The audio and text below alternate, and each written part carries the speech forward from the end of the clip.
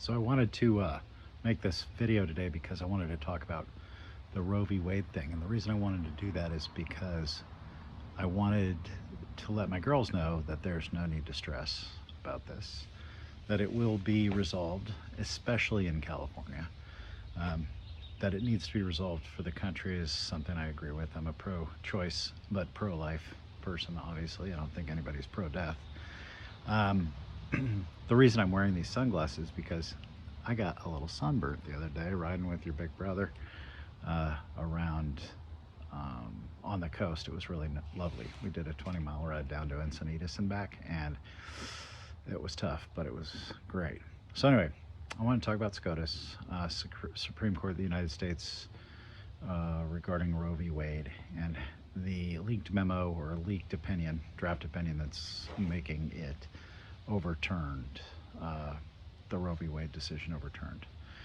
The thing is that I think that's a good decision. It's bad because of the effect, but it's good because the reality is that we live in a representative democracy, and Supreme Court of the United States is not elected by us to create laws. And so creating laws that dictate the behavior of the various states and the people within them is not within their purview, and it shouldn't be. We don't live in a dictatorship. So the best way to handle this, in my opinion, is probably going to be a federal law. And had the Democrats not completely blown their chances of maintaining the legislature in the upcoming November election, we would probably see that in the next 12 months. As it stands, they're going to have to convince some Republicans, which I think they can do, in the Senate in order to pass a law like this. And then, of course, Biden will sign it. And it'll probably be one of those that is within reason. So, like, the states can't restrict abortion at all before 15 weeks. And then they can do all the restrictions they feel necessary after 15 weeks, except for as it relates to the life of the mother and that kind of thing. And if you think about it, 15 weeks is just over 3 months, and 3.5 months, that's over a trimester. You should be able to make your decisions about your life, whether you were violently raped or you just screwed up and didn't mean to get pregnant. You should be able to make those decisions, etc. And I'm sure there are exceptions, and we should make sure those exceptions exist to the greatest degree possible. Anyhow, and then leave the rest up to the states. As it stands, with the Congress not going to be able to maintain a Democratic presence next year, we're probably going to be pushed out to the states. And that is okay with me, just to be intellectually consistent, even though I disagree with it.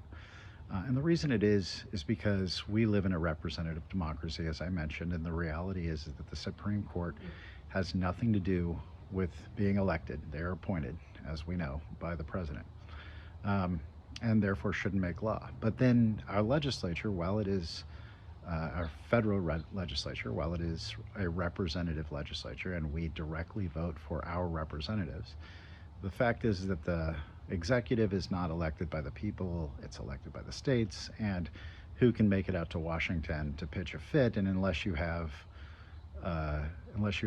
K Street credentials, that is a lobbying credential, you can't go see anybody but your own representative. So how does that solve your problems? It's just not feasible to think that our federal representative democracy is actually representative of the people. It's representative of moneyed interests, and we know this. So that's why the Constitution, and the founders know this, and that's why the Constitution, Article 1, Section 1, or is widely understood to mean any powers not specifically provided to the federal legislature by the Constitution are left up to the various states.